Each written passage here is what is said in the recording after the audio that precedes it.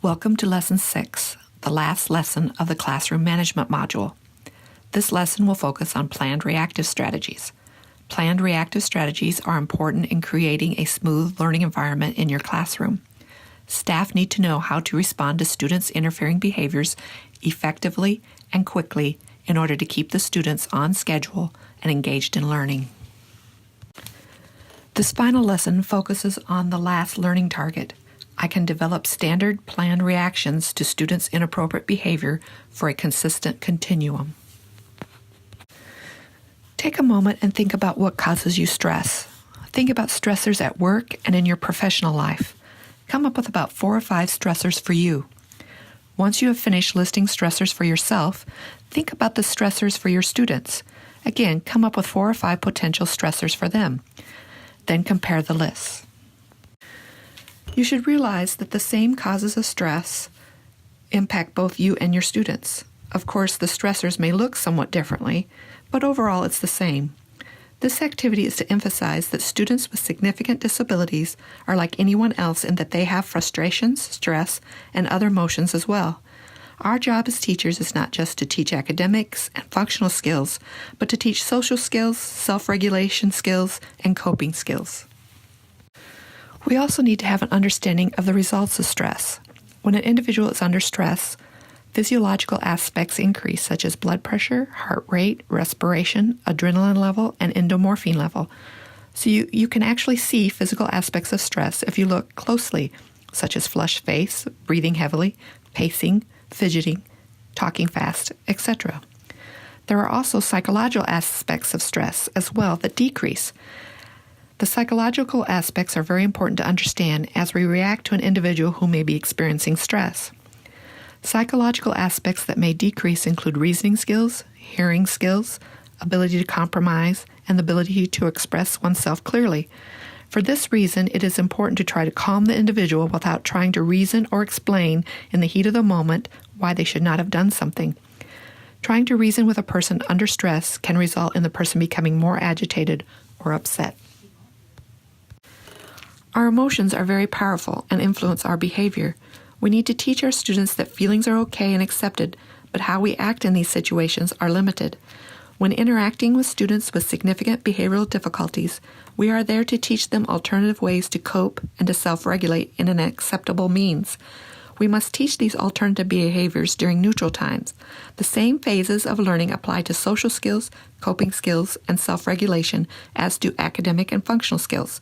If you remember from the module introduction, the 5 phases of learning include acquisition, the initial learning of a new behavior or response; fluency, how well a learner can perform a specific behavior or skill; maintenance, the ability of the learner to perform a behavior or skill over time; generalization, the ability of the learner to perform a behavior or skill across conditions such as people, settings, activities, and materials; adaptation, the ability to modify the skill to meet the requirements of changing conditions.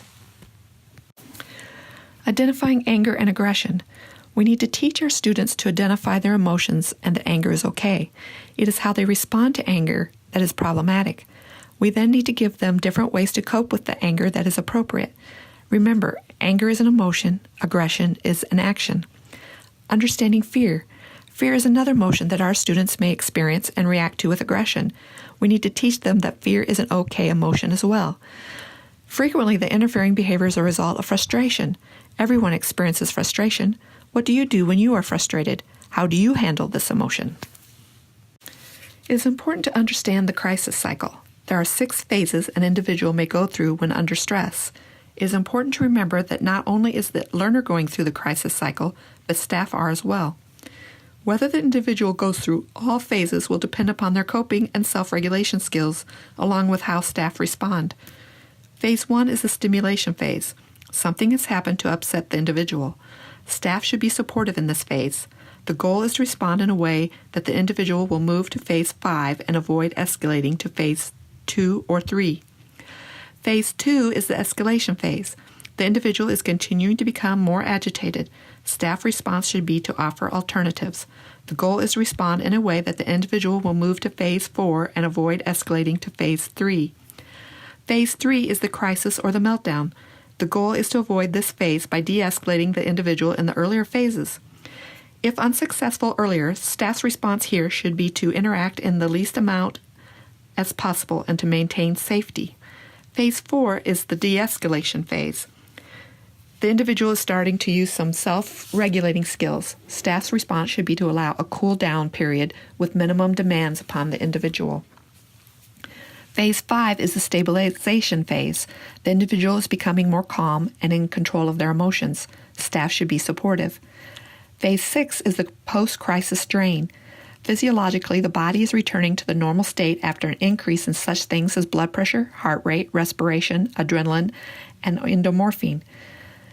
As a result, the individual will be tired and need some rest time. Staff should be supportive at this phase as well. Please refer to your handout for more details.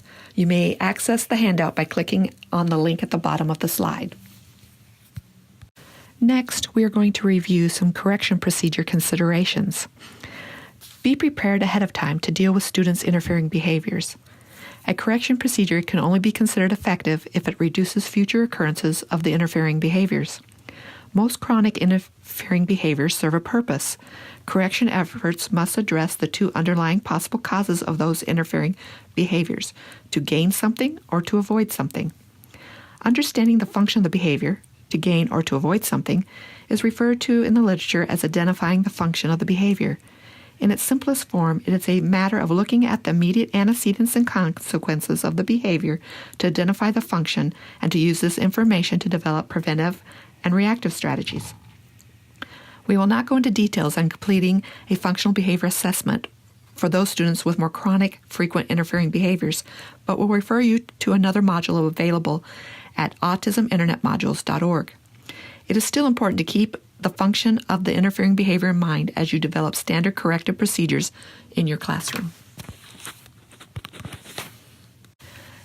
As you consider your standard routine procedures for reacting to interfering behaviors, remember this principle: make the punishment fit the crime.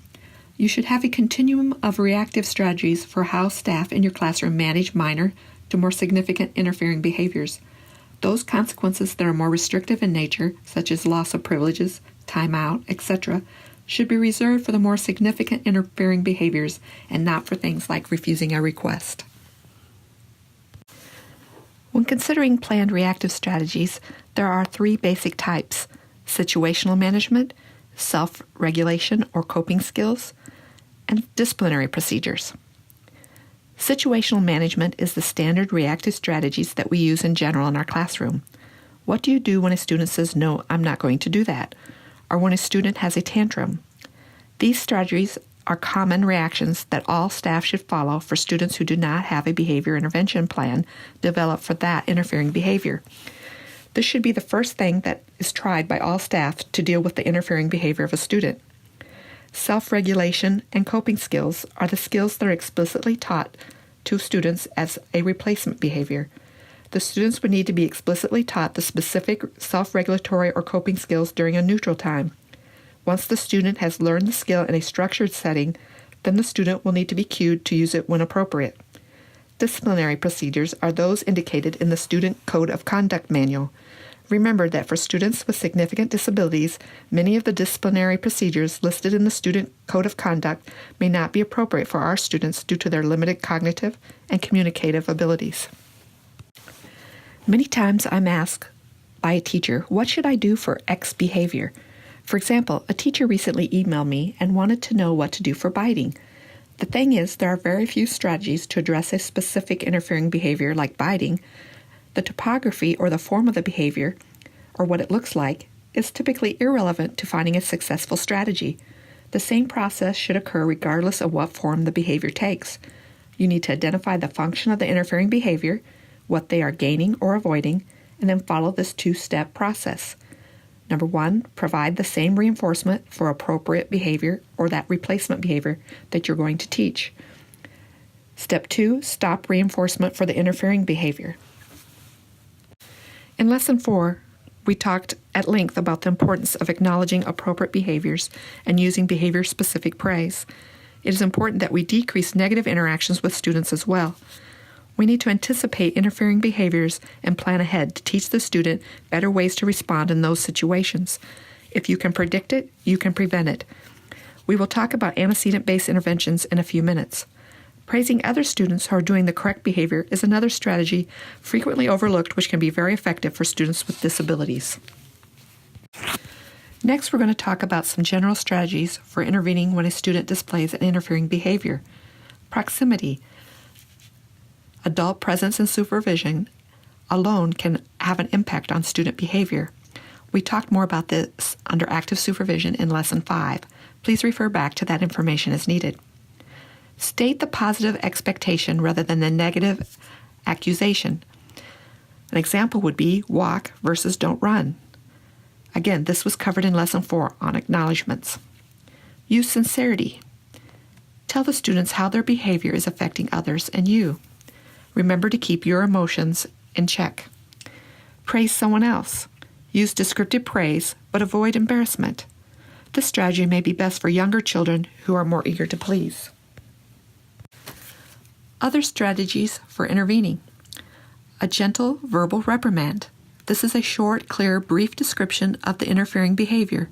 For example, no hitting. Restitution. The student repairs any damage as a result of the interfering behavior. Planned ignoring. Systematically withholding attention from a student when he or she engages in minor interfering behaviors. This is best used when the function of the behavior is attention from others. Planned ignoring may not be appropriate for some interfering behaviors that are dangerous, such as self-injurious behavior or aggression, or it may not be appropriate for interfering behaviors that staff are unable to consistently ignore, such as spitting. There are two very important evidence-based practices used commonly with students with significant disabilities who engage in interfering behaviors: antecedent-based interventions, ABI, and response interruption redirection, RIR. Antecedent-based interventions are the arrangement of events and circumstances that precede the occurrence of an interfering behavior and are designed to lead to the reduction of the interfering behavior. Antecedent-based interventions prevent or reduce interfering behaviors and increase engagement in on-task behaviors. The goal of antecedent-based interventions is to identify those conditions that are reinforcing the interfering behavior and then to modify the environment or activities so that the environmental conditions no longer elicit the interfering behavior.